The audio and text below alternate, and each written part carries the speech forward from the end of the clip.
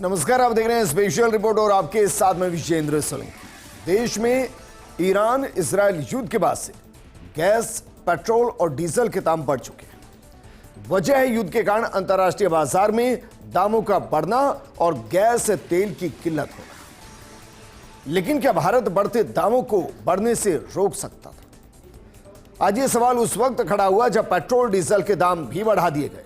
लेकिन क्या वाकई में पेट्रोल और प्रीमियम पेट्रोल में अंतर है, डीजल और इंडस्ट्रियल डीजल में अंतर है?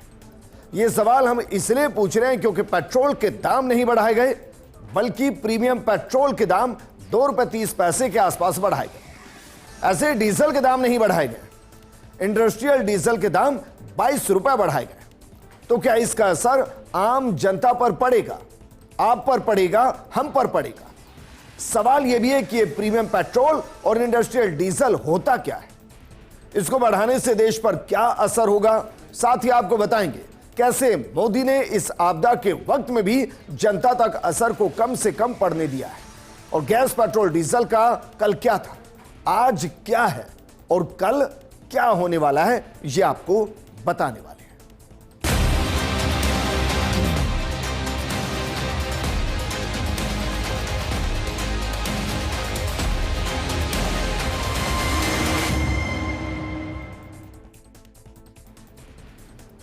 एक तो अपने जहन से निकाल दीजिए कि पेट्रोल और डीजल के दाम बढ़े हैं। ना पेट्रोल के दाम बढ़े हैं, ना डीजल के दाम बढ़े हैं। जो दाम बढ़े हैं वो प्रीमियम पेट्रोल और इंडस्ट्रियल डीजल के बढ़े हैं। और उसमें कितना इजाफा हुआ है, सबसे पहले जरा ये देख लीजिए। अगर सबसे पहले हम प्रीमियम पेट्रोल की बात करें, आगे चलकर आपको बताएंगे कि प्रीमियम पेट्रोल क्या होता है और वो कैसे नॉर्मल पेट्रोल से अलग होता है, उसके दाम भी अलग होते हैं। ऐसे डीजल जो सामान्य रूप से इस्तेमाल होता है वो अलग होता है, इंडस्ट्रियल डीजल अलग होता है। क्या होता है और कहां इस्तेमाल होता है ये आपको बताएंगे, लेकिन जरा दाम देख लीजिए। जो प्रीमियम पेट्रोल के कल के दाम थे वो ₹115 थे। प्रीमियम पेट्रोल के आज के दाम जो है वो 117.09 से 117.30 रुपए तक है। कल क्या होंगे कोई नहीं जानता। आगे बढ़िए जरा देखिए, इंडस्ट्रियल डीजल के जो कल के दाम थे वो ₹87.67 प्रति लीटर थे। इंडस्ट्रियल डीजल के आज के जो दाम है वो ₹109.59 हैं, लगभग ₹22 का इजाफा हुआ है। कल क्या दाम होंगे कोई नहीं जानता। लेकिन हां, आज प्रीमियम पेट्रोल के दाम में ₹2.30 के आसपास और इंडस्ट्रियल डीजल के दाम में ₹22 के आसपास इजाफा हुआ है। अब जरा यह भी देख लीजिए, जिसको हम प्रीमियम पेट्रोल कह रहे हैं वो अलग अलग नाम से, अलग अलग कंपनी, उसके अलग अलग नाम है। जरा ये भी देखिए कि प्रीमियम पेट्रोल के नाम क्या है और इनमें से आप कौन सा पेट्रोल भरवाते हैं। अगर आप बीपीसीएल के पेट्रोल पंप पर जाएंगे तो आपको ये स्पीड के नाम से मिलेगा। अब क्या अपनी गाड़ियों में आप स्पीड भरवाते हैं? अगर नहीं भरवाते तो फिर आप पर कोई असर नहीं पड़ा है, वो ₹2.5 के आसपास बढ़ा हुआ आपको नहीं देना है। अगर आप एचपीसीएल के पेट्रोल पंप पर जा रहे हैं और अगर वहां पावर, हाई पावर ये डलवा रहे हैं तो आपको ₹2.5 एक्स्ट्रा देना है। नहीं डलवा रहे हैं तो आपको ये एक्स्ट्रा नहीं देना है। इसके अलावा अगर आप आईओसी के पेट्रोल पंप पर जाएंगे, अगर वहां पर आप XP95 डलवा रहे हैं तो फिर ₹2.5 के आसपास आपको एक्स्ट्रा देना है। और अगर आप ये नहीं डलवा रहे हैं तो आपको एक्स्ट्रा नहीं देना है। अब जरा आप ये खुद ही तय कर लीजिए कि आप स्पीड डलवाते हैं, आप पावर डलवाते हैं या XP95 डलवाते हैं। आगे चलकर ये आंकड़ा और बताएंगे आपको, क्योंकि ये सामान्य पेट्रोल से 10 से ₹12 आज की तारीख में भी महंगा है। अब इसमें ₹2.5 के आसपास का और इजाफा हो गया है। अब ये बढ़ोतरी क्यों की गई है, मोटे तौर पर सब जानते हैं। ये बढ़ोतरी कच्चा तेल महंगा होने की वजह से की गई है। ईरान जंग की वजह से कच्चे तेल के दाम $100 प्रति बैरल के आसपास पहुंच गए, उससे आगे निकल गए। यहां तक कि इंडियन बास्केट $70 से बढ़कर $146 प्रति बैरल तक पहुंच गए, लगभग 100% का इजाफा है। सामान्य पेट्रोल के मुकाबले ये पहले से ही 5 से ₹10 महंगा होता है प्रीमियम पेट्रोल। अब इस बढ़ोतरी के बाद ये अंतर और ज्यादा बढ़ गया है। और अगर आप XP95 स्पीड या फिर पावर अपनी गाड़ियों के अंदर डलवाते हैं तो फिर आपको ये पैसा देना है, वरना नहीं देना है। और हम ये कह रहे हैं कि आम जनता पर इसका कोई असर नहीं है। क्यों असर नहीं? क्योंकि आम जनता के लिए राहत की बात तो यही है कि जो बेस फ्यूल है, यानी कि सामान्य पेट्रोल और सामान्य डीजल, उसकी कीमतों को छेड़ा ही नहीं गया है। तेल कंपनियों ने आखिरी बार मार्च 2024 में आम पेट्रोल और डीजल की कीमतों में ₹2 की कटौती की थी, बढ़ोतरी नहीं हुई है। प्रीमियम फ्यूल की बिक्री कुल पेट्रोल बिक्री का एक छोटा सा हिस्सा है, इसलिए इस बढ़ोतरी का असर उन लोगों पर ज्यादा पड़ेगा जिनके पास लग्जरी कारें हैं, हाई परफॉर्मेंस स्पोर्ट्स बाइक्स हैं। उनको इस पेट्रोल की जरूरत पड़ती है, प्रीमियम पेट्रोल की। उसके पीछे की वजह क्या है यह भी आपको बताएंगे। लेकिन प्रीमियम पेट्रोल अगर महंगा हो रहा है तो इससे क्या बदलने वाला है? दरअसल प्रीमियम पेट्रोल का ऑक्टेन नंबर 95 या उससे ज्यादा होता है। हाई एंड इंजन वाली गाड़ियां इसी ईंधन पर बेहतर परफॉर्मेंस देती हैं। कीमतों में ₹2 से ज्यादा की बढ़ोतरी होने से उन ग्राहकों का मंथली फ्यूल बजट बढ़ जाएगा जो अपनी गाड़ियों के इंजन की लंबी उम्र और बेहतर पिकअप के लिए प्रीमियम फ्यूल लेते हैं। बड़े शहरों जैसे दिल्ली, मुंबई और बेंगलुरु में प्रीमियम पेट्रोल की दरें अब रिकॉर्ड स्तर के करीब पहुंच सकती है। लेकिन आप सोचिए, अगर किसी के पास 1 CR से ऊपर की कार है, क्या उसके लिए वाकई में मैटर करता है कि ₹2 पेट्रोल बढ़ा है नहीं बढ़ा? अगर किसी के पास 20 से 25 लाख की सुपर बाइक है, क्या उसको फर्क पड़ता है कि पेट्रोल के दाम में कितना इजाफा हुआ है? लेकिन क्या आपकी गाड़ी के लिए प्रीमियम पेट्रोल जरूरी है? इसको आपको समझना पड़ेगा। तो जरा समझ लीजिए कि आपकी गाड़ी के लिए जरूरी है या नहीं है, आपको टेंशन लेनी भी है या नहीं लेनी है। अगर हम नॉर्मल कार और बाइक्स की बात करें तो आप मानकर चलिए 100 सीसी से 1500 सीसी के बीच की जो कार और बाइक्स हैं, इसमें कार को मानिए आप 800 से 1500 सीसी और इसमें बाइक को मानिए आप 100 से 150 सीसी के आसपास की जो नॉर्मल बाइक और कार होती है, उनके लिए प्रीमियम पेट्रोल की जरूरत होती ही नहीं है और वो डलवाते भी नहीं है। उसका एक कारण तो महंगा होना है और दूसरा उसकी नीड ही नहीं होती है, क्योंकि 95 ऑक्टेन फ्यूल प्रीमियम पेट्रोल की इनको जरूरत नहीं है। जबकि दूसरी तरफ जो लग्जरी स्पोर्ट्स कार हैं जिनको 95 ऑक्टेन फ्यूल की जरूरत पड़ती है, ये इनके लिए प्रीमियम जरूरी है और उन्हीं पर इसका फर्क पड़ रहा है। अब जरा ये भी देखिए कि क्या वाकई में भारत के अंदर जो पेट्रोल और डीजल के दाम है उससे इतर जो प्रीमियम पेट्रोल और इंडस्ट्रियल डीजल के दाम बढ़े हैं, उससे कितनी पॉपुलेशन इंपैक्ट होती है? आप सोचिए जरा, अगर मानकर चलिए प्रीमियम पेट्रोल का कंजप्शन कुल पेट्रोल कंजप्शन का 30 से 40% होता है तो यकीनन ये एक बड़ी खबर है और इसका एक बड़ा इंपैक्ट नजर आएगा। लेकिन अगर हम कहें कि प्रीमियम पेट्रोल की जो खपत है वो कुल खपत का 2 से 4% है, तो क्या वाकई में इस खबर को एक कहा जाए कि देश भर के अंदर पेट्रोल के दाम बढ़ गए हैं? यकीनन नहीं। इसको कहा जाएगा कि देश के अंदर जो नॉर्मल फ्यूल है उसके प्राइस कंट्रोल करने में सरकार कामयाब रही और प्रीमियम पेट्रोल पर महज 2 से ₹2.5 बढ़ाया गया है। जरा एक बार देखिए इनका यूज कितना है देश भर के अंदर। अगर हम प्रीमियम पेट्रोल की बात करें तो जो सामान्य पेट्रोल यूज होता है वो 95 से 98% देश की जनता सामान्य पेट्रोल यूज करती है, सामान्य पेट्रोल। जबकि प्रीमियम पेट्रोल 2 से 4% लोग हैं सिर्फ देश भर के अंदर जो प्रीमियम पेट्रोल को यूज करते हैं। अब इसका मतलब क्या हुआ? इसका मतलब सीधे तौर पर यह हुआ कि देश के 2 से 4% लोगों के ऊपर ही इस प्रीमियम पेट्रोल के 2 से ₹2.5 बढ़ने का असर होना है। उल्टा समझिए सर, देश के 98% के आसपास लोगों पर इसका असर ही नहीं होना है, उनके लिए खबर ही नहीं है। तो क्या वाकई में देश की सरकार ने 98% लोगों पर पेट्रोल के बढ़ते दामों का भार पड़ने से रोका है? अब सोचिए जरा, प्रीमियम पेट्रोल का इस्तेमाल इतना कम क्यों है? क्यों ऐसा नहीं है कि भाई प्रीमियम पेट्रोल का इस्तेमाल किया जाए? पहली वजह हम बता चुके हैं कि 95 ऑक्टेन जो इसका एक मानक है उसकी जरूरत ही नहीं है, क्योंकि 95 से 98% जो हमारे यहां कारें और जो मोटरसाइकिल हम इस्तेमाल करते हैं उनके लिए प्रीमियम पेट्रोल महत्वपूर्ण नहीं है। वो सामान्य पेट्रोल से बेहतर तरीके से चलती है। ऊपर से लोगों के 10 से 12 रुपए प्रति लीटर बच भी जाते हैं, क्योंकि भारत में अधिकांश कारें और बाइक से खासतौर कर छोटे और मध्यम क्षमता वाली 91 RON वाले रेगुलर पेट्रोल के लिए डिजाइन की गई है। प्रीमियम फ्यूल जिसे हम 95+ ऑक्टेन कहते हैं, ज्यादातर हाई परफॉर्मेंस लग्जरी स्पोर्ट्स कारों के लिए इनका इस्तेमाल होता है। प्रीमियम पेट्रोल महंगा होता है और यह सामान्य से 10 से 12 रुपए, कहीं 10 से 20 रुपए प्रति लीटर ज्यादा है और इसीलिए भी आम उपभोक्ता इसे रोजाना गाड़ियों में भरवाने से परहेज करते हैं, क्योंकि इससे उनका बजट बिगड़ता है। जबकि XP 100 जिसमें 100 ऑक्टेन और इथेनॉल फ्री ये उससे भी महंगा है। ये सुपर प्रीमियम कह लीजिए आप इसको। ये चुनिंदा शहरों में उपलब्ध है और ये प्रीमियम पेट्रोल से भी 20 रुपए महंगा है। अभी जो हम कह रहे हैं ना कि प्रीमियम पेट्रोल पर 2 से 2.5 रुपए का इजाफा हुआ है, इससे देश में वो भी लोग हैं जो XP 100 जिसमें ऑक्टेन 100 और इथेनॉल फ्री जो है वो इस्तेमाल होता है और वो प्रीमियम से भी 10 से 20 रुपए महंगा होता है। इसका मतलब वो सामान्य पेट्रोल से कम 30 से 35 रुपए महंगा होता है।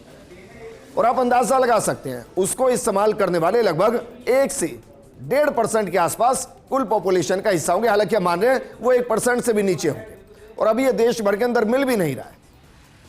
हम ये आपको इसलिए बता रहे हैं कि अगर कोई आपको कहे कि भाई पेट्रोल के दाम बढ़ गए, पेट्रोल के दाम नहीं बढ़े, प्रीमियम पेट्रोल के दाम बढ़े और प्रीमियम पेट्रोल का आपसे बहुत ज्यादा लेना देना नहीं, और आपसे है तो देश के कम से कम 98%, 97-98% लोगों से कोई लेना देना नहीं है।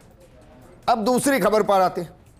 दूसरी खबर है कि भाई डीजल के दाम में 22 रुपए का इजाफा हो गया। तो जरा सबसे पहले इस इजाफे को ही समझ लीजिए कि जो इजाफा हुआ है वो क्या हुआ है। इसमें 2 तरीके का, जैसे पेट्रोल और प्रीमियम पेट्रोल होता है, ऐसे ही नॉर्मल डीजल और इंडस्ट्रियल डीजल होता है। अब ये क्या है, जो इंडस्ट्रियल डीजल होता है वो उद्योगों के लिए होता है और जो नॉर्मल डीजल है वो आम जनता के लिए। यहां से आप स्पष्ट रूप से स्पष्ट समझ चुके होंगे कि जिस डीजल के दाम बढ़ाए गए हैं उसका आम जनता से कोई लेना देना नहीं, उसका लेना देना है इंडस्ट्री से। लेकिन फिर आप ये कहेंगे कि भाई इंडस्ट्री का जो सामान है, जो प्रोडक्शन है, जो कंजप्शन है, जो ट्रांसपोर्टेशन है, उस पर तो इंपैक्ट आएगा और वो end of the day common man पर आएगा। बिल्कुल सही है, लेकिन सीधा जो इंपैक्ट डीजल के दाम बढ़ने से आम जनता पर आता है वो नहीं आएगा। और जो आम जनता के सामान को लेकर जो ट्रांसपोर्टेशन के लिए ट्रक्स इस्तेमाल होते हैं उस पर नहीं आएगा। तो चलिए इन दोनों के बीच के फर्क को समझिए कि इंडस्ट्रियल डीजल और नॉर्मल डीजल क्या होता है। दरअसल इंडस्ट्रियल डीजल और नॉर्मल डीजल, जिसे हम ऑटोमोटिव डीजल कहते हैं, उसमें सबसे बड़ा फर्क उनके इस्तेमाल, उनकी क्वालिटी और नियमों को होता है। मसलन इंडस्ट्रियल डीजल फैक्ट्रियों, जनरेटर, बॉयलर्स और भारी मशीनों में इस्तेमाल होता है, जबकि जो नॉर्मल डीजल है वो गाड़ियों जैसे कि कार, ट्रक और बसों के लिए इस्तेमाल होता है। और हमारे यहाँ 90%, चाहे वो ट्रांसपोर्टेशन हो या फिर आप खुद इस्तेमाल करें, वो कार है, बस है या फिर ट्रक है। इंडस्ट्रियल डीजल कम रिफाइंड होता है, ज्यादा सल्फर वाला होता है और इसीलिए यह सस्ता पड़ता है, जबकि नॉर्मल डीजल BS6 जैसे सख्त मानकों के साथ साफ और कम प्रदूषण वाला होता है। और इसी कारण इंडस्ट्रियल डीजल को वाहनों में इस्तेमाल करना कई जगह गैर कानूनी है। इससे इंजन को नुकसान भी हो सकता है, जबकि नॉर्मल डीजल गाड़ियों की सुरक्षित और बेहतर प्रदर्शन के लिए बेहद जरूरी होता है। तो इसका मतलब जो 22 रुपए बढ़े हैं उसका भी आपसे कोई लेना देना नहीं है, लेकिन इंडस्ट्रियल डीजल का इंडस्ट्री से लेना देना है। तो यह भी देखिए कि इंडस्ट्रियल डीजल कहां कहां इस्तेमाल हो रहा है। अगर बात करें फैक्ट्रियों की, तो वहां की मशीनें चलाने के लिए, बड़े बड़े इंडस्ट्रियल प्लांट्स में मशीनरी और उपकरणों को चलाने के लिए जनरेटर, डीजी सेट्स, बिजली कटने पर बैकअप पावर देने वाले डीजल जनरेटर में सबसे ज्यादा इस्तेमाल होता है। कंस्ट्रक्शन साइट्स जैसे कि क्रेन हो गई, एक्सकवेटर हो गया, बुलडोजर होगा, इनके अंदर इसका इस्तेमाल होता है। कृषि उपकरण जैसे कि ट्रैक्टर हो गया, थ्रेशर हो गया, पंप सेट आदि, इनमें इस्तेमाल होता है, लेकिन वो भी सामान्य डीजल यूज करते हैं। इंडस्ट्रियल डीजल वो ज्यादा यूज नहीं करते। माइनिंग और भारी वाहन में जैसे खदानों में इस्तेमाल होने वाली मशीनरी और बड़े ट्रकों के अंदर, बॉयलर और हीटिंग सिस्टम के अंदर, कुछ इंडस्ट्री में भट्टी और बॉयलर चलाने के लिए भी इसका इस्तेमाल होता है। आपकी कार चलाने के लिए, अगर आपकी डीजल की कार है तो इंडस्ट्रियल डीजल नहीं चाहिए आपको नॉर्मल डीजल चाहिए। अगर आप बस में ट्रांसपोर्ट करते हैं तो मत सोचिए कि बस का किराया बढ़ जाएगा, क्योंकि उसके डीजल पर कोई असर नहीं है। और जो सब्जियां होती हैं, जो ग्रेन्स होते हैं, जो ट्रकों के माध्यम से ट्रांसपोर्ट होते हैं, उस पर भी इसका असर नहीं पड़ रहा है। तो फिर असर किस पर पड़ रहा है? सबसे पहले तो मैन्युफैक्चरिंग लागत में बढ़ोतरी, क्योंकि लोहा, स्टील, सीमेंट और केमिकल जैसी बड़ी फैक्ट्रियों में भारी मशीनें चलाने के लिए डीजल जनरेटर सेट का इस्तेमाल होता है, उसके लिए इंडस्ट्रियल डीजल लगता है। अब ईंधन महंगा होने से इन सामानों को बनाने की लागत बढ़ जाएगी। दूसरा, बिजली की कीमतें बढ़ सकती है। कई हाउसिंग सोसाइटीज और अस्पताल बिजली कटने पर बड़े डीजल जनरेटर का इस्तेमाल करते हैं। इंडस्ट्रियल रेट पर डीजल खरीदने के कारण अब बैकअप बिजली के लिए मेंटेनेंस चार्ज बढ़ सकता है। इंफ्रास्ट्रक्चर और कंस्ट्रक्शन में थोड़े से दाम बढ़ सकते हैं, क्योंकि सड़क निर्माण, मेट्रो प्रोजेक्ट्स और बड़ी इमारतों के निर्माण में लगी मशीनें जैसे कि बुलडोजर, क्रेन आदि के लिए डीजल की जरूरत होती है। वहीं ईंधन महंगा होने से प्रोजेक्ट की कुल लागत बढ़ सकती है, जिसका असर प्रॉपर्टी की कीमतों पर पड़ सकता है। इसके अलावा माल ढुलाई, बड़ी लॉजिस्टिक कंपनियां जो थोक में डीजल खरीदती हैं, उनके लिए ऑपरेशनल खर्च बढ़ जाएगा। हालांकि इसका सीधा असर ट्रक किरायों पर तुरंत ना दिखे, लेकिन लंबी अवधि में ये सामानों की कीमतों को प्रभावित कर सकता है। लेकिन लंबी अवधि काफी लंबी होती है, उस बीच हो सकता है कि युद्ध रुक जाए और दाम वापस से सामान्य हो जाए। हमने प्रोग्राम इसलिए किया ताकि आपको समझा पाए कि जो पेट्रोल के दाम बढ़ने की बात, उसका 97 से 98% जनता से कोई लेना देना नहीं, उस पर इसका भार नहीं आ रहा है। उसका भार सिर्फ उन 2 से 4% लोगों पर आ रहे हैं जो सुपर लग्जरी कारें और सुपर बाइक्स का इस्तेमाल कर रहे हैं। इसके अलावा जो इंडस्ट्रियल डीजल है उसकी बढ़ोतरी हुई है, उस डीजल की बढ़ोतरी नहीं हुई जो आपकी कारों में इस्तेमाल होता है, बसों में इस्तेमाल होता है, ट्रक में इस्तेमाल होता है, उनमें नहीं कोई बढ़ोतरी हुई है। लेकिन फिर भी यह सच है कि सरकार ने पहले गैस के दाम 60 रुपए बढ़ाए, फिर जो प्रीमियम पेट्रोल है वो लगभग ₹2.30 के आसपास बढ़ाए, और उसके साथ साथ इंडस्ट्रियल डीजल के दाम 22 रुपए के आसपास बढ़ाए। लेकिन अब सोचिए सर, युद्ध ईरान, इजराइल और अमेरिका के बीच, गैस की सप्लाई बाधित हो रही है। स्ट्रेच ऑफ हॉर्मुज की वजह से दुनिया के बाकी हिस्सों में भी गैस नहीं पहुंच पा रही है। इसके अलावा पेट्रोल की समस्या आ रही है, बेसिकली क्रूड ऑयल की समस्या आ रही है, और वो पूरी दुनिया के अंदर है।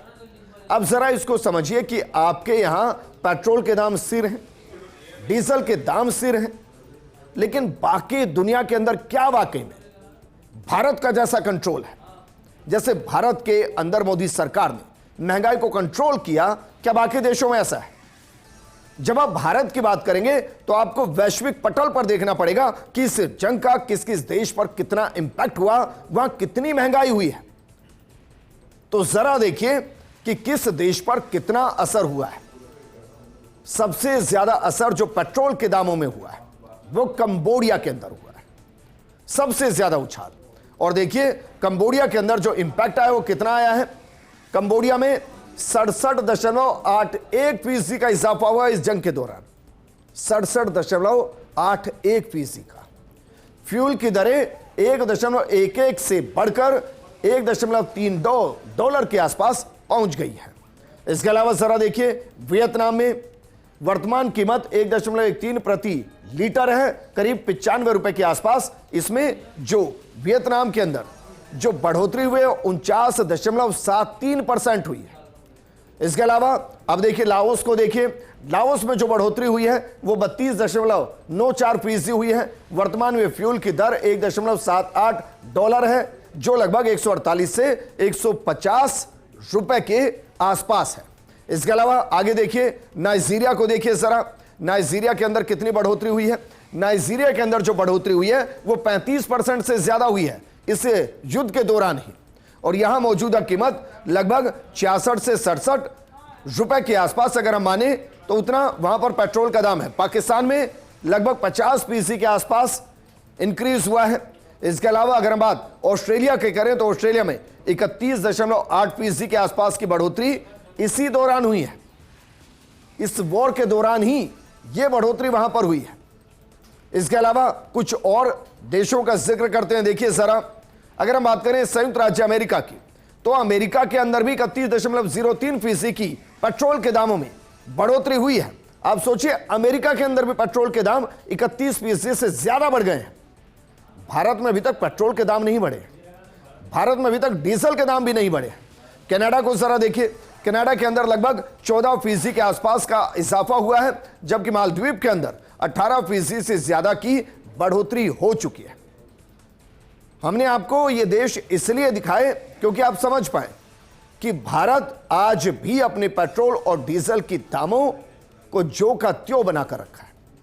उसने सिर्फ प्रीमियम पेट्रोल के दाम में 2 से 2 रुपए 30 पैसे प्रति लीटर के आसपास की बढ़ोतरी की, वो प्रीमियम पेट्रोल जिसका इस्तेमाल देश की कुल पॉपुलेशन का, या कहें कि जो कुल खपत है उसका 2 से 4% है।